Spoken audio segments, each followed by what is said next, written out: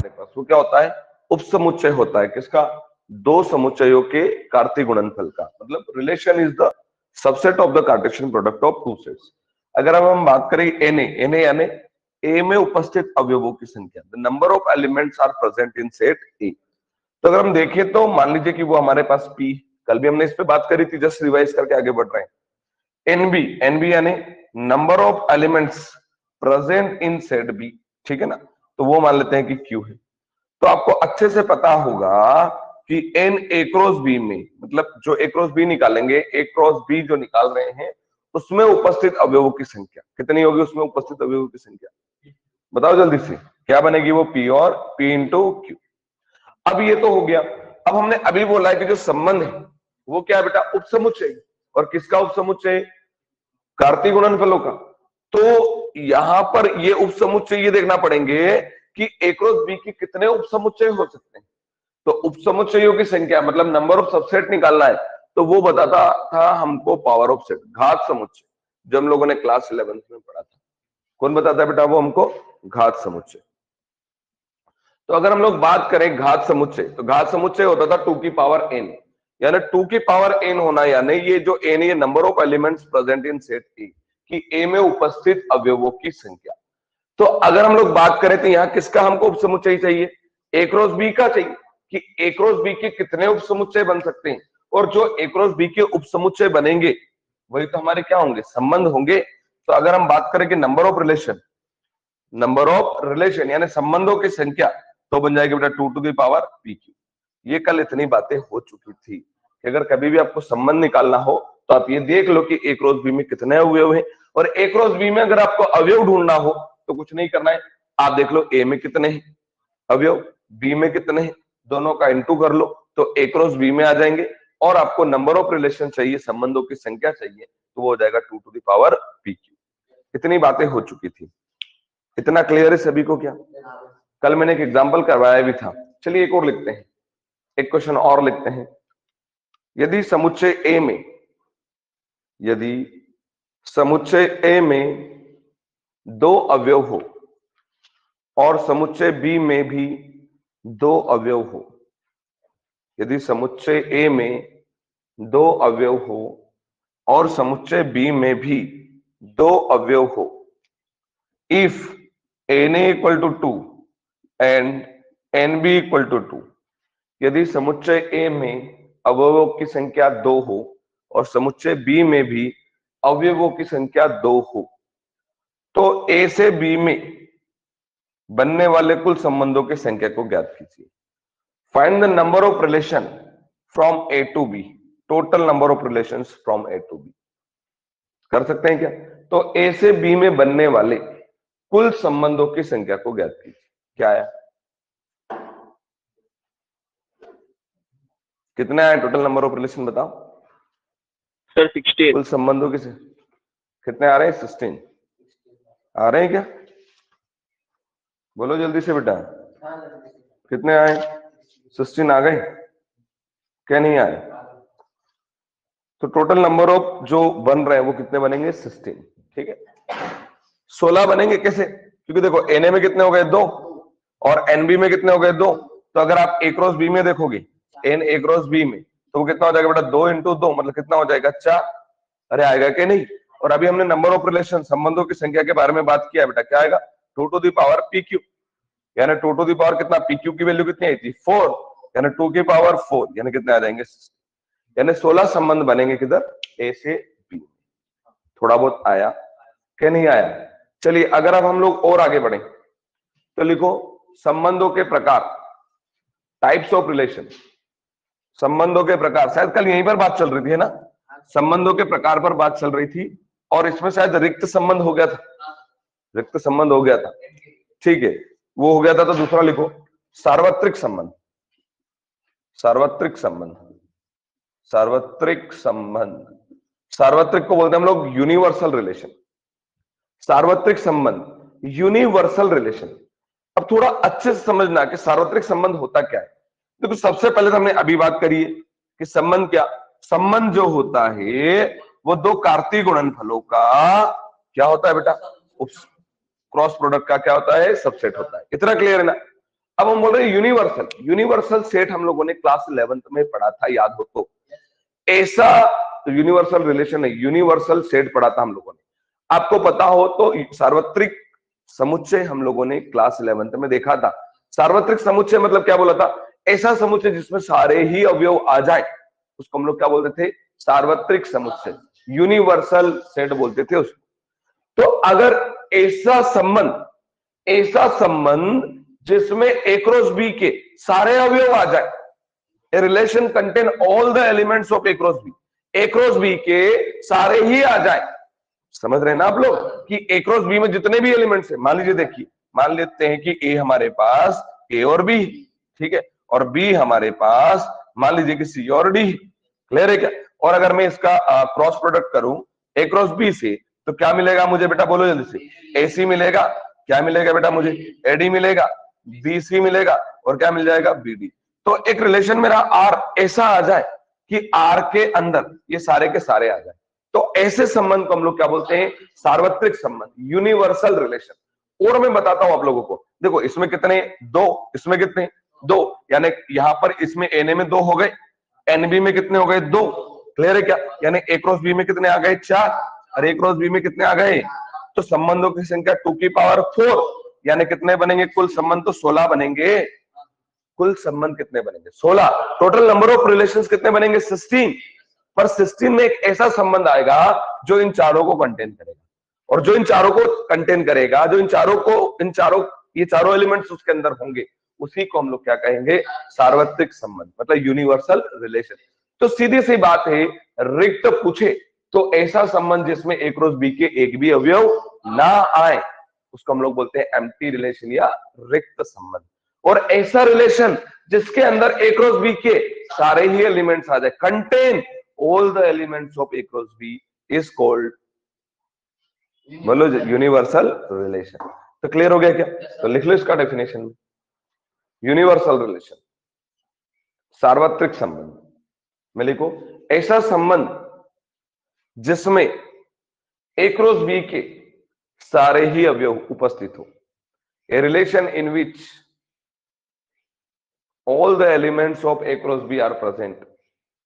ऐसा संबंध जिसमें ए क्रॉस बी के सभी अवयव उपस्थित हो, सार्वत्रिक संबंध कहलाता है। A relation contain all the elements of A cross B is called universal relation।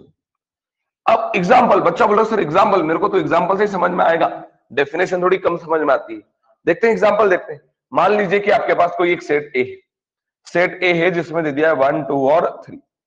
Set ए है और क्या दे दिया बेटा हम लोगों ने? 1 2 और 3, ठीक है। और मैं बोल रहा हूं मेरा एक रिलेशन है, मेरा क्या है? रिलेशन है। और रिलेशन किधर है पता है? मेरा एक संबंध है, और संबंध है ए क्रॉस ए में, मतलब मेरा बी का काम भी कौन करेगा? ए ही करेगा।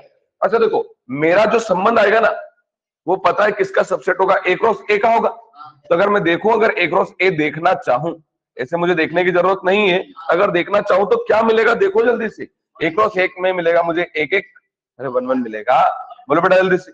1 2 मिलेगा, बोलो बेटा जल्दी से। 1 3 मिलेगा क्या? अब बोलो जल्दी से बेटा, और क्या मिलेगा? 2 1 मिलेगा, और बोलो बेटा 2 2 मिलेगा, और क्या मिलेगा? 2 3। सही है क्या? और देखो बेटा 3 1 मिलेगा क्या? अरे नहीं, आप लोग भूल गए। आ रहा है कि नहीं आ रहा है?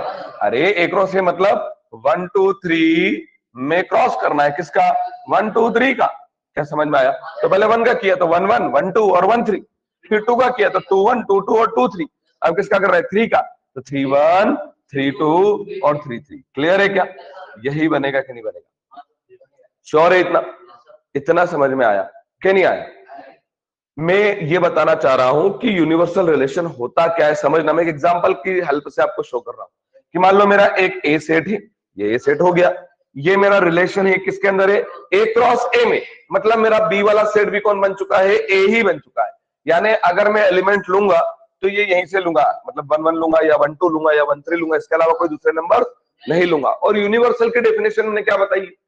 ऐसा संबंध जिसके अंदर ए क्रॉस बी के सभी अवयव आ जाए, ऐसे संबंध को हम लोग क्या बोलते हैं? Universal relation. क्लियर है क्या? सार्वत्रिक संबंध बोलते हैं, तो सारे आना चाहिए। अब मैं आर लिख रहा हूं बेटा, क्या लिख रहा हूं मैं? आर। आर यानी क्या लिख रहा हूं मैं? संबंध। थोड़ा दिमाग लगाओ, बहुत ही आसान।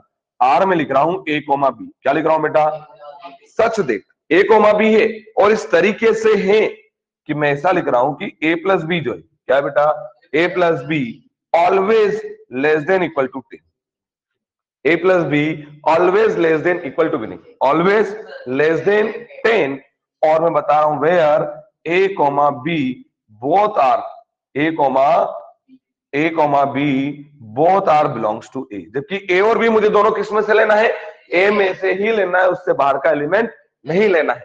तो देखो बेटा ये जो रिलेशन आया है ये सार्वत्रिक है कि नहीं, अच्छा यहां से उठाओ, एक एक उठाओ, 1 प्लस 1 करो, 10 से छोटा आ रहा है, 1 2 उठाओ 3 होगा, 10 से छोटा होगा, 1 3 उठाओ 4 होगा, 10 से छोटा होगा, 2 1 उठाओ 2 2 2 3 3 1 3 2 और 3 3 3 3 उठा लो, 3 और 3 6 और 6 क्या आएगा, 10 से छोटा, यानी सारे इसके अंदर आएंगे कि नहीं आएंगे, क्या समझ में आया।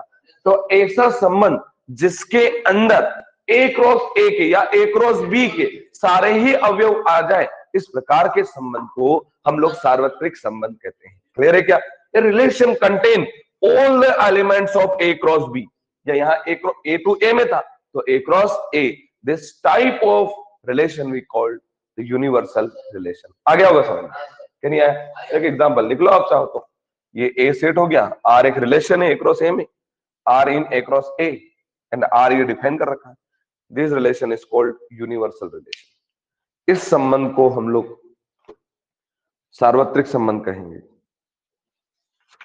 क्लियर है,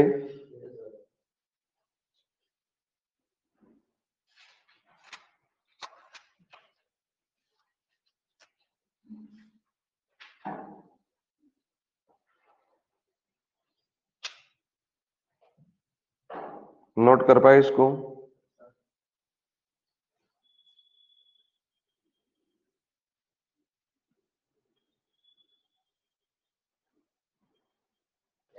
चलें चलिए अब और आगे अगर हम बढ़े तो अब जो थ्री जो टाइप्स आने वाले, very very most important questions तो वहीं से बनना है ना, ये तो ऑब्जेक्टिव्स के लिए अगर आपसे पूछ ले तो ठीक है, नहीं तो बहुत कम चांसेस है यहाँ से क्वेश्चन पूछने का। अगला जो नेक्स्ट टाइप है हमारा रिलेशन का, दो हो गए, रिक्त हो गया है और एक यूनिवर्सल हो गया, मतलब कि सार्वत्रिक हो गया। अगला लिखो स्वतुल्य संबंध, स्वतुल्य संबंध, रिफ्लेक्सिव रिलेशन, स्वतुल्य संबंध, रिफ्लेक्सिव रिलेशन, क्या देख रहे हैं बेटा हम लोग, रिफ्लेक्सिव रिलेशन, स्वतुल्य, स्वतुल्य संबंध, स्वतुल्य संबंध, ठीक है ना, स्वतुल्य संबंध, रिफ्लेक्सिव रिलेशन, ठीक है। अगर अब हम बात करें रिफ्लेक्सिव स्वतुल्य की, तो स्वतुल्य में होगा क्या, जो खुद के ही तुल्य हो, मतलब खुद से ही जुड़ा हुआ हो। जैसे मान लो कि मैं अगर परिभाषा इसकी लिखवाऊंगा, पर पहले समझो कि जैसे मान लीजिए कि मेरे पास सेट है ए, मेरे पास सेट है ए और ए में मान लीजिए मेरे पास 1 2 और 3 अवयव है, ठीक है ना, 1 2 3 एलिमेंट्स है मेरे। मैं बोल रहा हूं कि ऐसा संबंध जिसमें समुच्चय में आने वाले समस्त अवयव अपने आप से संबंधित हो, मतलब जैसे कैसे, एक एक होना चाहिए, समझ में आ रहा है क्या, और क्या होना चाहिए, 2 2 होना चाहिए, और क्या होना चाहिए, 3 3 होना चाहिए।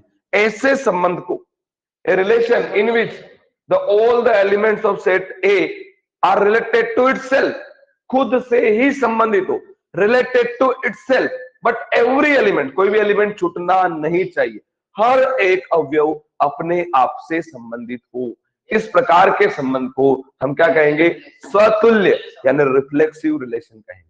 नहीं अभी भी बात समझ में नहीं आई।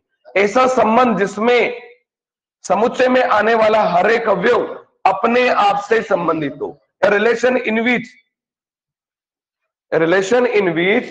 all the elements of set are related to itself, तो लिख लो डेफिनेशन, ऐसा संबंध जिसमें समुच्चय का प्रत्येक अवयव, ये एक ही ऐसा चैप्टर होता है जिसमें हिंदी इंग्लिश थोड़ा सा बच्चे को कहीं पैनिक करती है, बाकी आगे किसी चैप्टर में नहीं करती है। रिलेशन इन विच, और थोड़ा सा एक चैप्टर क्या है वो मल्टीप्लाई डिवाइड है ना, फॉर्मूला ये नहीं है ना, तो थोड़ा सा बच्चों को ये भी पैनिक करा रहे सर कहाँ ये थोड़ा सा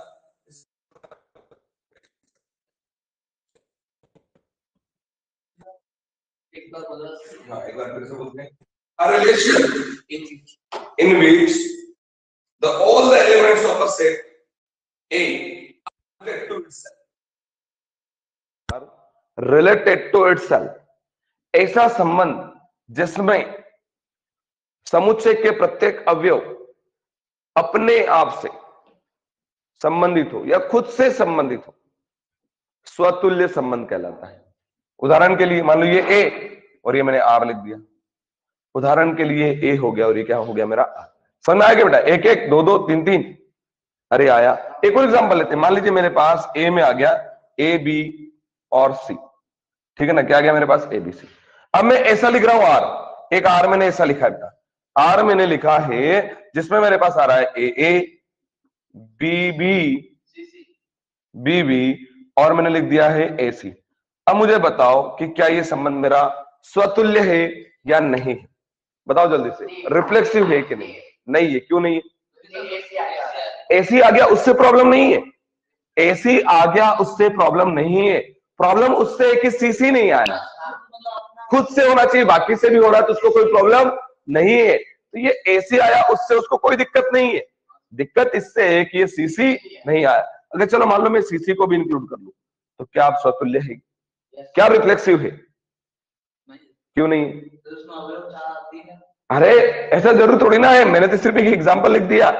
इसका मतलब ये नहीं हुआ कि खुद से तो है, जिससे अपने आप से संबंधित हो, केवल अपने आप से नहीं, ओनली नहीं बोला मैंने, केवल नहीं बोला है भाई, अपने आप से हो, दूसरे से भी हो रहा है तो कोई दिक्कत नहीं है। जैसे मान लो यही इसी की बात करें तो अगर ऐसा हो गया ना 1 1 तो आना चाहिए, और क्या आना चाहिए बेटा?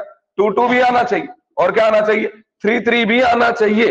पर इसके अलावा जैसे अगर 1 3 आ गया, 2 3 आ गया तो इसको कोई प्रॉब्लम नहीं है।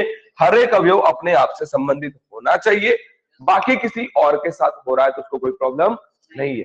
The relation in which all the elements are related to itself, only नहीं बोला है, खुद से होना चाहिए, बाकी दूसरे के साथ भी है तो कोई प्रॉब्लम नहीं। थोड़ा बहुत समझ में आया क्या नहीं आया? तो सीधी सी बात है, ऐसा संबंध जिसके अंदर अवयव अपने आप से संबंधित हो, किसी और से होगा तो कोई प्रॉब्लम नहीं होगी। चलिए मैं एक और एग्जांपल लिखता हूं। मैंने लिखा, मान लो मेरे पास सेट है, एक सेट है और इसमें दे रखा है 1 2 5, ठीक है ना, और मैं बोल रहा हूं कि मैं एक रिलेशन लिख रहा हूं इसके लिए, और रिलेशन मैंने ऐसा लिखा है 1 2 1 5 1 1 2 2 और 5 5। बताओ ये रिफ्लेक्सिव है कि नहीं है कि नहीं है? सेट में देखो 1 तो 1 1 आ गया क्या? 2 तो 2 2 आ गया क्या? 5 तो 5 5 आ गया क्या? अच्छा, इसके अलावा कोई आ रहा है नहीं आ रहा उससे हमको कोई मतलब नहीं है। इसका मतलब ये कह रहे हैं हम लोग कि ए रिलेटेड टू ए, मतलब ए संबंधित ए अगर है, यानी ए मतलब खुद से संबंधित है, तो इस प्रकार के संबंध को हम लोग क्या कहेंगे? स्वतुल्य संबंध कहेंगे। इतना क्लियर हो गया क्या? अगला लिखो सिमेट्रिक, बस ये थोड़ी डेफिनेशन हो जाए फिर थोड़ा और इंटरेस्ट बढ़ेगा आपका इसमें। दूसरा लिखो सिमेट्रिक, सम्मित, सिमेट्रिक सम्मित, दूसरा है सिमेट्रिक सम्मित। अब सिमेट्रिक का मतलब समझना कि मान लो ऐसा संबंध जिसमें अगर ए रिलेटेड टू बी है, मतलब ए किससे संबंधित है? बी से, तो फिर ऐसा होना चाहिए बी रिलेटेड टू ए होना चाहिए। जैसे समझ रहा, जैसे मान लो 1 2 बिलोंग्स टू आर है, मतलब रिलेशन में है, तो फिर 2 1 भी क्या होना चाहिए? बिलोंग करना चाहिए किसमें? आर में। नहीं समझ में आया? अरे सिमेट्रिक सम्मित मतलब उल्टा भी होना चाहिए। जैसे कैसे? मान लो मैंने बोल दिया कि 1 3 बिलोंग्स टू आर, अरे 1 3 बिलोंग्स टू आर, तो फिर 3 1 भी बिलोंग करना चाहिए किससे? आर से। तो ऐसे संबंध को हम क्या कहेंगे? सिमेट्रिक रिलेशन, सम्मित संबंध। नहीं टेंशन मत करो, सीखो कि अगर ए रिलेटेड टू बी है तो फिर बी रिलेटेड टू ए भी होना चाहिए। अगर ऐसा है तो हम उसको क्या कहेंगे? सिमेट्रिक सम्मित संबंध कहेंगे। नहीं कम समझ में? जैसे मान लो मैंने एक आर लिखा और बताना कि ये क्या रिफ्लेक्सिव और सिमेट्रिक है या फिर नहीं है। समझना, मैंने दिया 1, मान लो एक सेट है मेरे पास, और सेट है मेरे पास 1 2 और 3, एक सेट है मेरे पास 1 2 और 3, और मैं लिख रहा हूं 1 2 2 2 2 1 3 3 3 1। मुझे बताओ क्या ये रिफ्लेक्सिव आपका स्वतुल्य है, स्वतुल्य है कि नहीं? नहीं है, क्यों नहीं है? अरे एक एक नहीं आया, हाँ ठीक है, एक एक नहीं आया मतलब स्वतुल्य नहीं है, चलो क्लियर हो गया। अब बताओ क्या ये सममित है,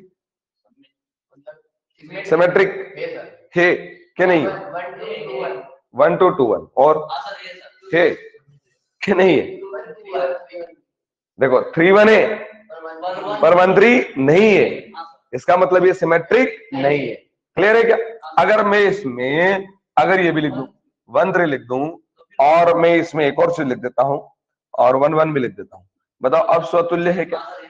स्वतुल्य है। क्या सम्मित है?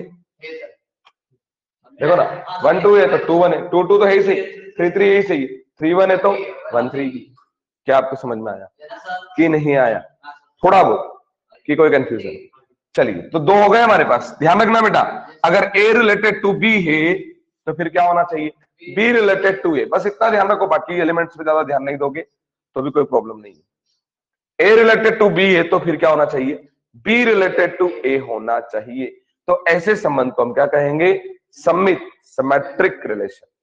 चलिए पहला हो गया रिफ्लेक्सिव यानी स्वतुल्य हो गया आपका, अरे हो गया। दूसरा हो गया आपका सिमेट्रिक, सिमेट्रिक हो गया ना, यानी क्या हो गया बेटा? सम्मित हो गया क्या? ठीक है। तीसरा जो है आपके पास ट्रांजिटिव, उसको पढ़ने जा रहे हैं। तीसरा क्या आपके पास? ट्रांजिटिव यानी संक्रामक। तीसरा क्या बेटा आपका? ट्रांजिटिव, संक्रामक। अब समझना, अरे बेटा ये अभी यही आना चाहिए, नहीं आया फिर से समझते हैं।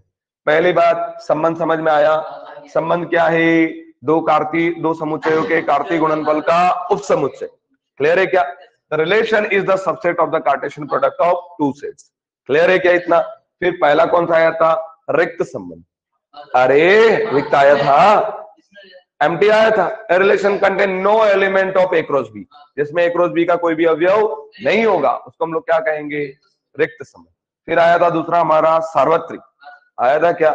जिसमें सारे अवयव आ जाए उसको क्या कहेंगे? सार्वत्रिक, यूनिवर्सल रिलेशन। फिर आया रिफ्लेक्सिव। रिफ्लेक्सिव में क्या बताया बेटा?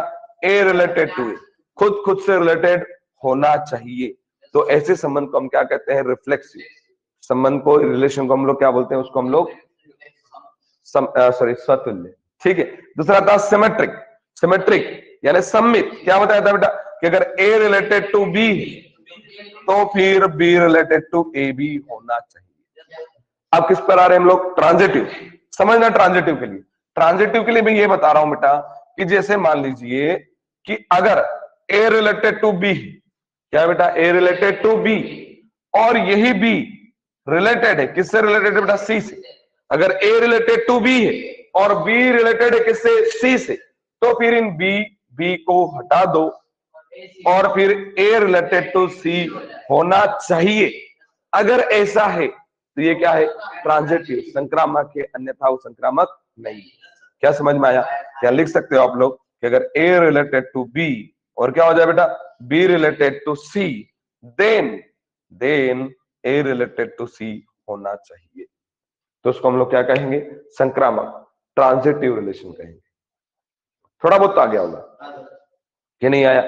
ये सबसे बेसिक डेफिनेशन आप लोगों को आना चाहिए, ये थोड़ा बेसिक पता होना चाहिए। ए रिलेटेड टू ए क्या होगा? रिफ्लेक्सिव, स्वतुल्य। A related to B then B related to A क्या है? ये सिमेट्रिक, सम्मित। A related to B and B related to C, then A related to C, इसको क्या कहेंगे हम लोग? संक्रामक, ट्रांजिटिव रिलेशन। क्या इतना क्लियर है? कर पाएंगे आप लोग के नहीं कर पाएंगे? श्योर हो जाएगा? एक क्वेश्चन लिखते हैं, क्वेश्चन लिखो, हटा दें इसको, नोट कर लिया? चलिए क्वेश्चन राइट करिए आप लोग।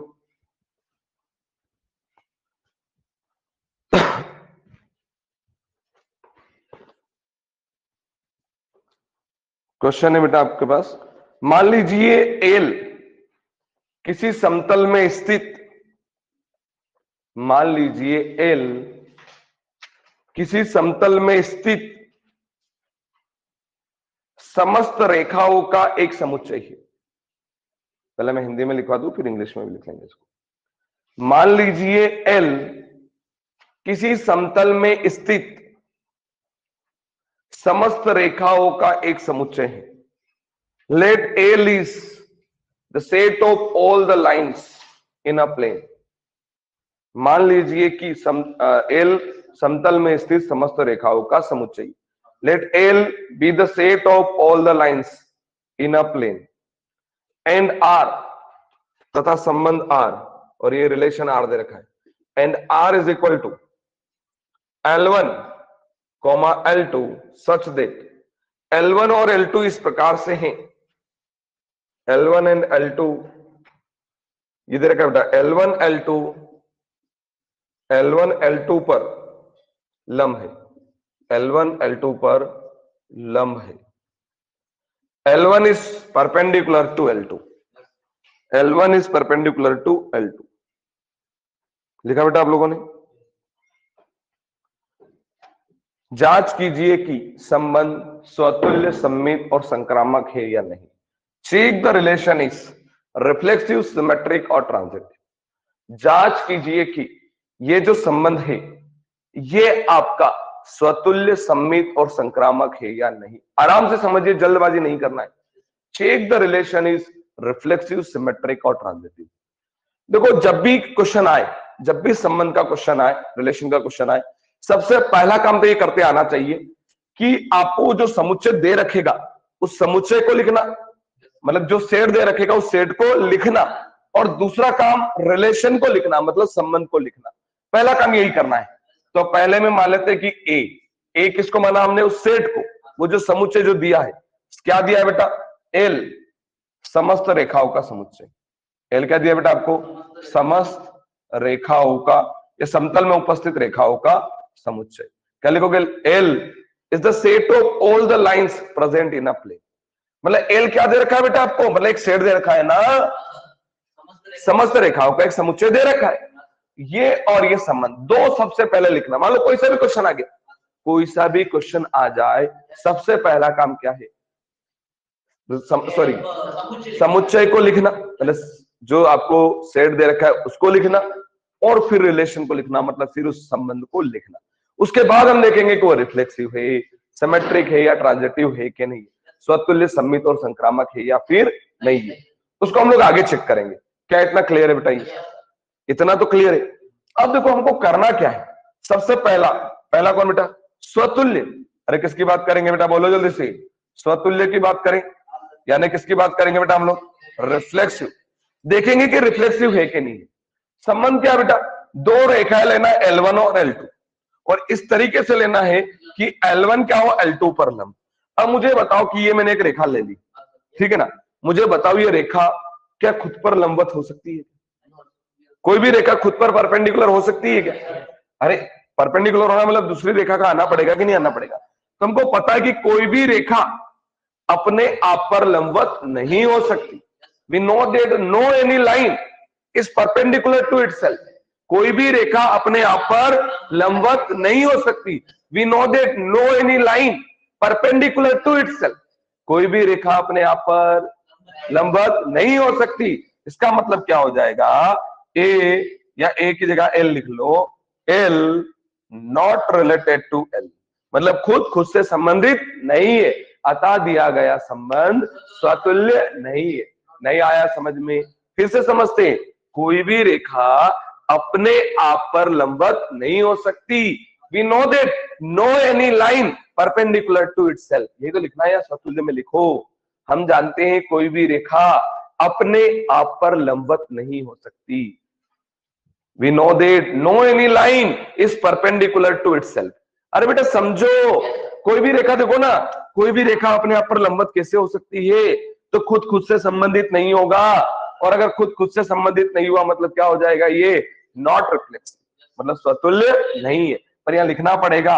हम जानते हैं कोई भी रेखा अपने आप पर लंबवत नहीं होती। We know that no any line is perpendicular to itself.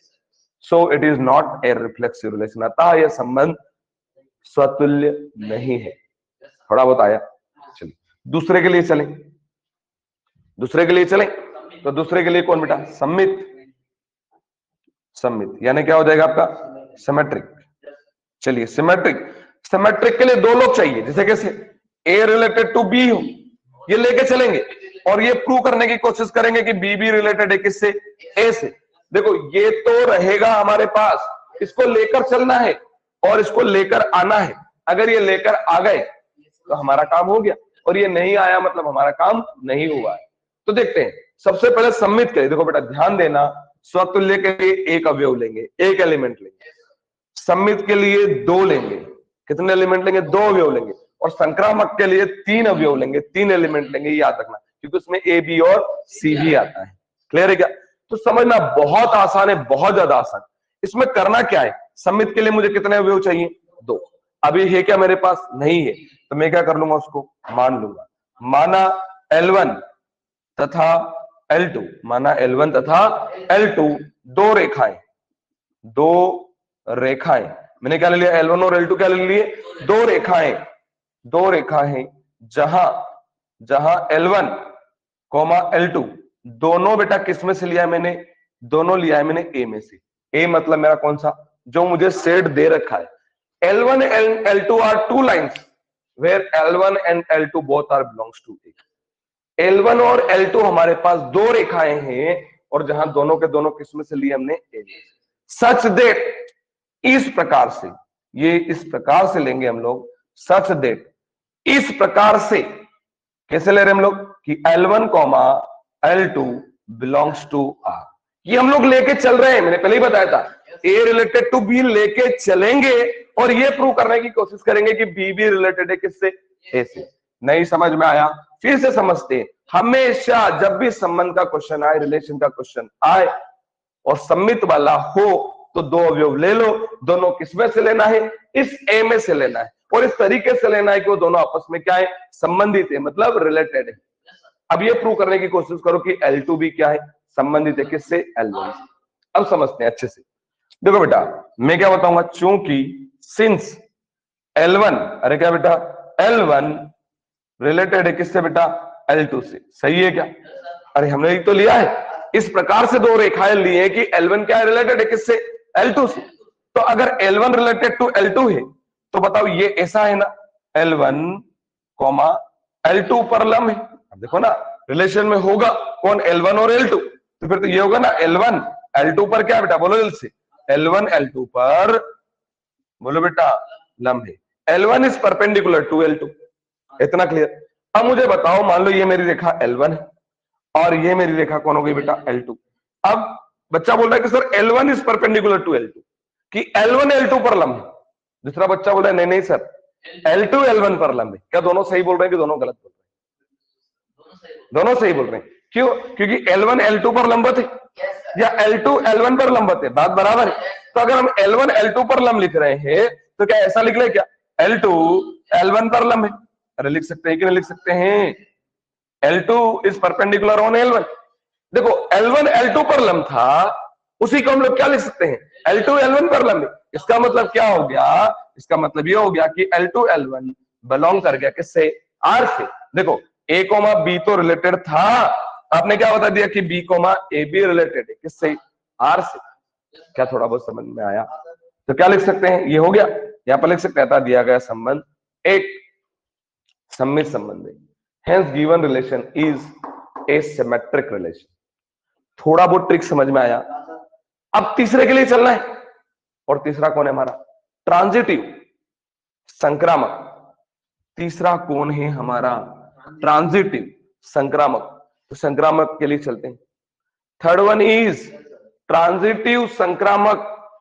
तो समझना बेटा, तीसरा जो है हमारा ट्रांजिटिव, यानी क्या लेंगे हम लोग, क्या बताएंगे इसको, संक्रामक।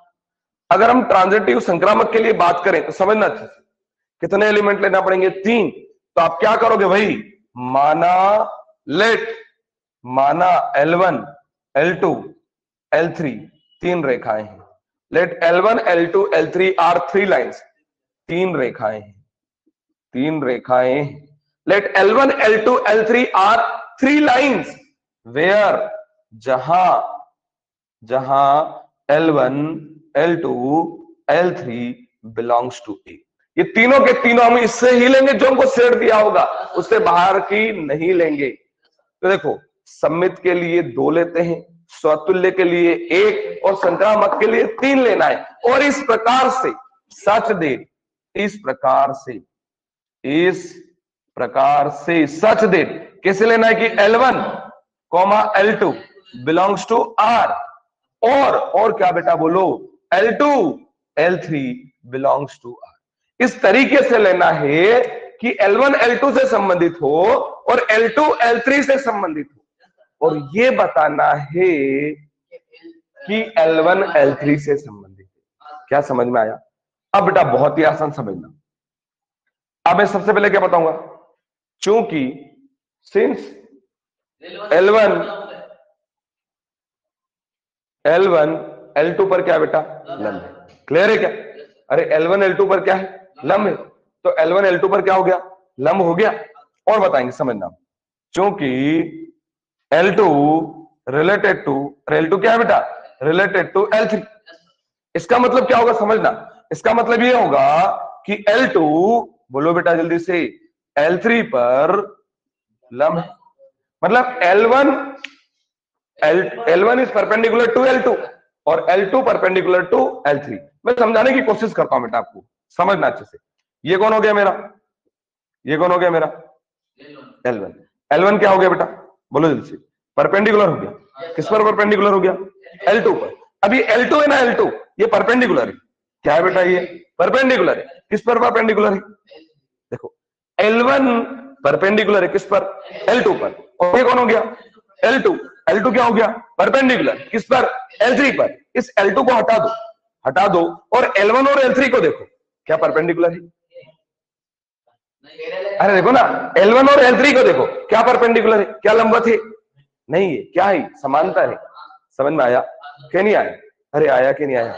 यहां क्या हो जाएगा बेटा, यहां L1 क्या हो जाएगा, L1 L3 के समांतर है। अरे L1 L3 के समांतर है। Here L1 is parallel to L3, so L1 not related to L3। L1 L3 से संबंधित नहीं है।